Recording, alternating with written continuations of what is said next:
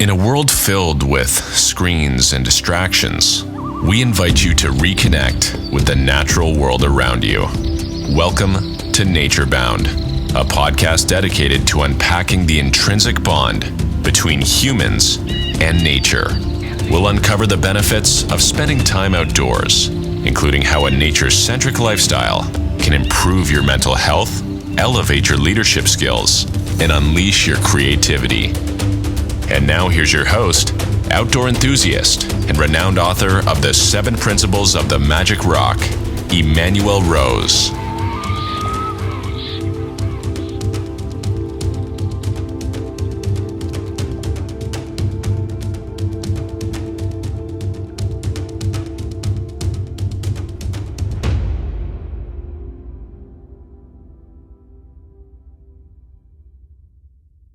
This is the Nature Bound podcast with Emanuel Rose, and my guest today is Professor John Aubert. And I am so excited to have this conversation. I've been looking forward to this since we first reached out and talked about it. And Professor, I'll have you do your own introduction, and then we'll get right into it. Hey, it's great to be here. I am Professor John Aubert. I'm a community college professor of geography and environmental sciences at American River College in Sacramento, California. I've been doing that for nearly 25 years. I am also a father of 2, a husband. I am a storyteller, I think that's a pretty good introduction. All right, good. I was trying to get you on screen there, but I totally muffed that up. So That's okay. Let's see. So the topic today is about Pyramid Lake, and it's particularly fascinating because you and I share a love not just for the High Sierra, but also for the desert biome. And I got a lot of questions for you. So I'm going to send you $10 every time I can stump you. Okay? All right. All right. Let's do it. All right. The first thing I want to understand, and tell this in as simple as possible, like you're talking to a 6-year-old, is how in the world does freshwater lake go to freshwater stream, go to a lake that's got salinity in it? All right.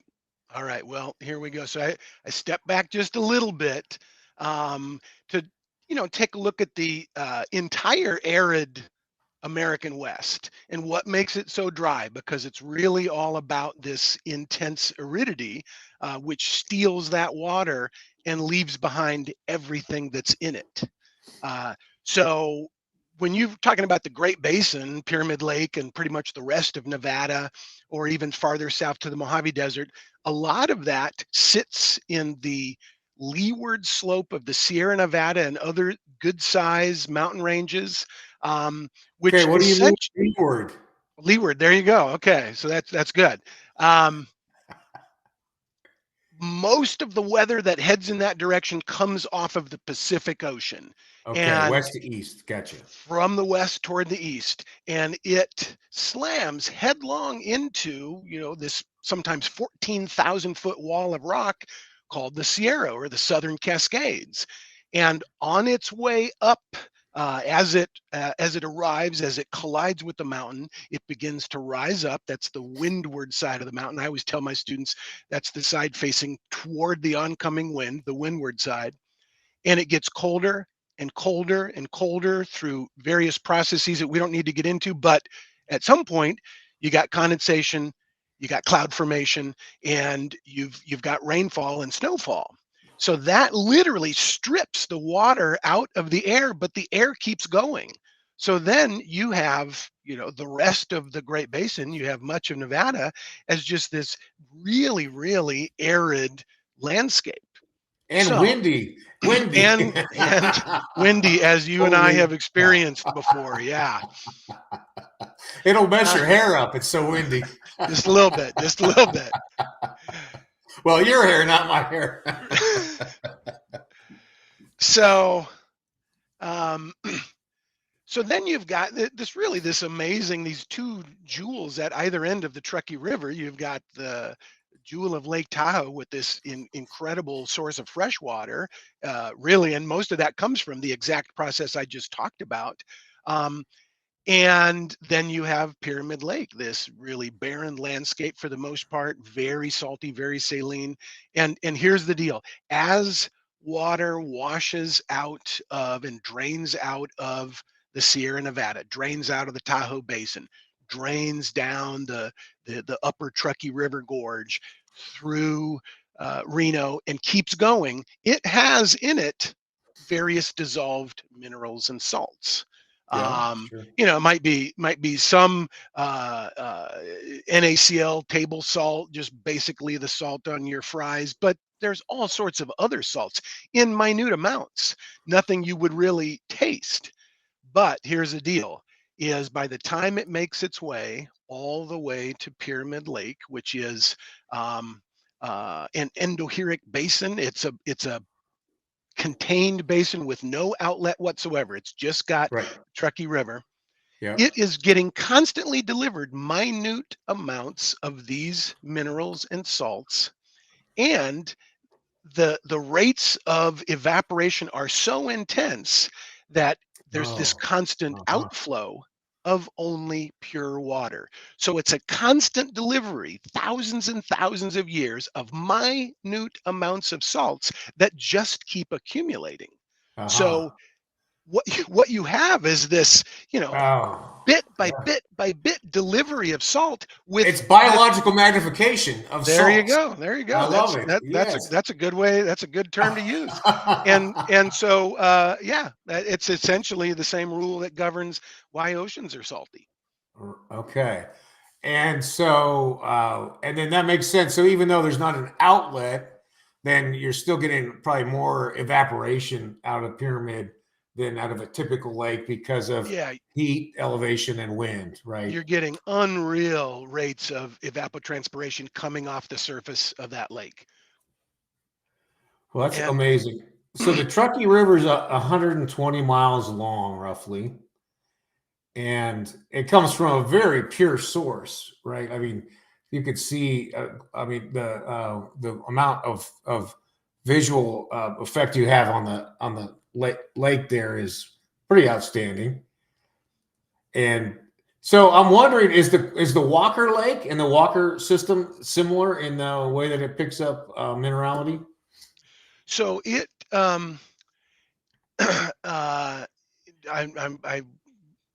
got to check my memory if it also has an outflow. Let me jump over for a second to Bridgeport Lake. So there is, with lakes like that are situated similarly but have both an inflow and an outflow, they don't get this accumulation. So Walker Lake, I believe, is in its own self-contained basin, and it would follow the same rules. Same thing with the old virtually non-existent Owens Lake. Same Yep. thing with Mono Lake. Yeah, So because they have outflows, then there's not the accumulation. That's what you're saying. right. All right. Uh, so how did the fish get in there? um, that's a good question. We have to go back a much longer time. All right, tell Uh, me a story. yeah. And we may soon hit the wall of my expertise on fish, but Oh shoot! um, Already I owe you $10. yeah.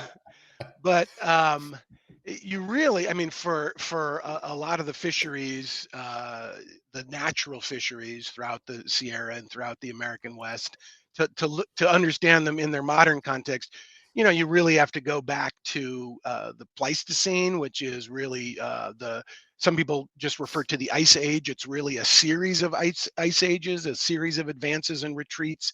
Um, Okay. Most recently, the biggest advance was, in the neighborhood of 15,000 years ago, where you had, speaking of Pyramid Lake, you had um, really a massive lake that grew together from a number of those neighboring basins. So it basically went all the way from almost as far south as Topaz. It Uh-huh. included Pyramid Lake. It included the Humboldt Sink, and all of these. It was the um, Pleistocene Lake Lahontan. Oh, At cool. its greatest depth, it was about 1,000 feet. And so it was like So a great lake, and it's all those flats up there, all the way like to Gerlach and up yeah, into yeah, the yeah. where So they have most of those things there that are now dry lake beds were yeah simply filled up. Were bays and Lahontan inlets of this ancient Lahontan Lake. Lake Lahontan. Yeah, Oh, Lake and Lahontan. so Okay, cool. the thing about that period in time is that it would have been significantly less salty because the temperatures were much cooler. So rates of evapotranspiration weren't so intense. You weren't getting all of this water loss. You were still getting basically glaciers melting off of the Sierra and melting off of some of the larger ranges in the Southern Cascades and feeding this large lake. Yeah, But and you were still getting the same kind of inflows of salt. You just weren't getting the outflow. So A, the lake grows to massive size, and B, it's not nearly as salty, if at all. Um, and so exactly at what point do you get these salmonids, other large fish, um, abandon in this inland system? I'd have to go do a little more homework, but yeah, um, eventually it comes down to periods in history hundreds of thousands of years ago, or possibly millions, when you did have outflows to the ocean, when you did have connections to larger bodies of water. But gotcha. yeah, I mean, Yeah, salmonid fishes go back quite a ways. So at this point, what has happened, with the Lahontan cutthroat, is that it has been stranded. It has been uh-huh. locked in. Huh. There is there's no migratory connection through any of the lakes that flow out of the western slope of the Sierra out toward the Sacramento River, out toward the bay. Right. So they're basically stranded. They're a relict species. So you're And, saying they were anadromous originally at some point in their history as a being yeah, species, and so which leads to them to be able to survive in salinity at the levels that it is existing still. Right? They're not going through the anadromous process anymore. right, right. Oh, that's fascinating. So you're saying that at some point that the water levels were great enough that the Sierra was underwater? And not the Sierra itself, Okay. but that if you look at the basins where Pyramid Lake is and the adjacent basins, and you fill that up at its deepest to 1,000 feet, you reach over plenty of the intervening small hills, and I you got you. create this Yeah. giant lake, but you do not spill over into the Sacramento River drainage at any Right. time, and you don't spill farther south eventually. Um, I mean, you don't spill into the Colorado River, would be the next major drainage further south that would make it all the way to the ocean. So it was always landlocked. It was always internally drained, but it was super, super deep. Yeah.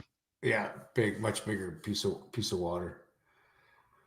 And then you're saying Walker Lake's a part of that Lake Lahontan Yeah. also. Yeah. And that doesn't have. Where does that eventually drain? That Does it is, ever? I'd have to look at a map. I'm gonna sneak in my background and I'm gonna go look at a map because I don't want you to stump me, man. You're a true gentleman. Uh, yeah, so it is internally drained. It was part of that system. It is Yeah, internally drained like all of the others. So the it's the the amazing. di- Yeah, the difference is how much inflow you get.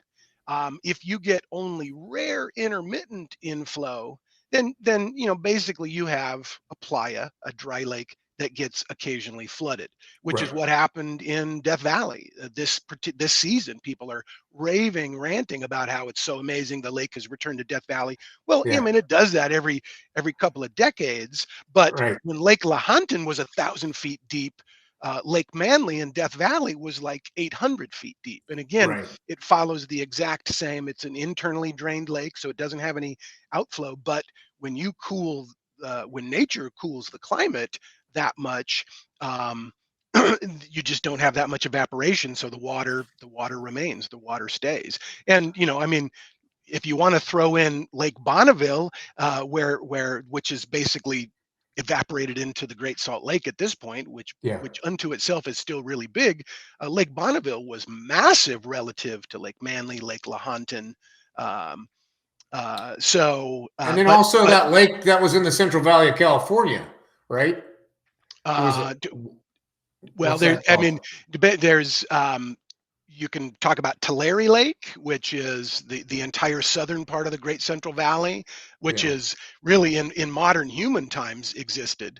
But then if you go back a little bit farther to a period in time when I think you have to go back. I'd have to check my math, but I think you'd have to go back a little bit farther when you had sea levels that rose significantly. And flooded into the Golden Gate and into the Central Valley. But that's multi-millions of years instead of tens and hundreds of thousands of years. Right. Yeah. Well, it is to me. It's just fascinating that there's the lake to lake connection is something that's really unique about this part of the world, and It is, and it's such an amazing paradox because they couldn't be more different, yet they couldn't be more inextricably linked. right. And so it really is, it's almost poetic in its natural existence. Yeah, crystal clear bay to the salinity that's increasing, over time. Yeah. I mean, and it's just the whole idea that it's the start and the finish, the beginning of the line, the end of the line. There is, I cannot think about any of that area without thinking about, if you will allow me to throw a little poetry and history in All here. right, I love Um, poetry. the famous Gary Snyder, beat poet, buddy of Yeah, Jack Kerouac, buddy of sure. Allen Ginsberg, and he wrote somewhere in the 90s. He published an epic book-length poem that he had worked on for 50 years, and it was called Mountains and Rivers Without End, and it's absolutely amazing, and it ties together culture and nature from the far east of Asia and the far western mountains and arid lands of the American West. And it's really a fascinating read. But as he walks you through landscape and he walks you through mountains and rivers, the book ends. The very last stanza is him out in the middle of the playa on the Black Rock Desert, which is just Right. a stone's throw from Pyramid Lake. And it is Yeah. such a beautifully poetic ending because that is the finish line. That is the end of the line for minerals and water and in many cases biology. So it has. You're right. When you identify this idea of Pyramid and Tahoe being linked, it really couldn't be more different, but more amazingly connected. There's some unwritten poetry there, I think. For sure. Yeah. All right. Well, I appreciate your time. I think that's what I wanted to look at. I just want to get if you're open to it, the next time we do this talk, I'd like to do it at Pyramid Lake, and we'll cast a line in and see if we can hook a trout or at least make a long cast. All right. Sit on the ladders and throw the flies a great distance. It's a fun event, and occasionally you hook a massive trout. Exciting stuff. And I know you're part of a group of storytellers, and if you want to take a minute or two and talk about what that group's about, and then we'll wrap it up. Yeah. I have, in addition to my day job, which I love being a teacher, and I've been a teacher for decades, I stumbled on true personal storytelling.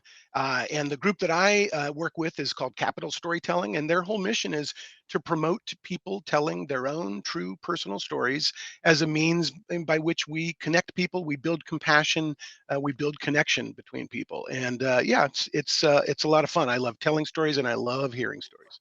And where in the world does this happen, John? So they're originally based in Sacramento, California, and they Yeah. do a ton of stuff online. So people can take Oh, storytelling cool. storytelling classes, both asynchronous and live online. Yeah, lots of fun. All right. Well, that's awesome. Yeah, storytelling. And so that's what this podcast, Nature Bound podcast, is about storytelling, and it is closely linked with this book that I wrote, which is called "The Seven Principles of the Magic Rock." And I encourage you to grab a copy to think about how you can spend time outdoors by yourself, understanding what your gift is to the world and how you can bring it forth. So that's the commercial. And Professor Aubert, I really appreciate your time. Thank you so much for making this happen. And I learned a lot today, and I'm going to ruminate and see what kind of questions I can come up with for the next time. All right, sounds good, man. Thanks for being here. Thanks for listening to this episode of Nature Bound. Be sure to subscribe wherever you heard this podcast so you never miss a future episode. If you found value in today's episode, please share it with someone who needs to hear it. Be sure to purchase your copy of The 7 Principles of the Magic Rock at EmanuelRose.com or on Amazon. We thank you again for joining us today, and remember to get nature bound.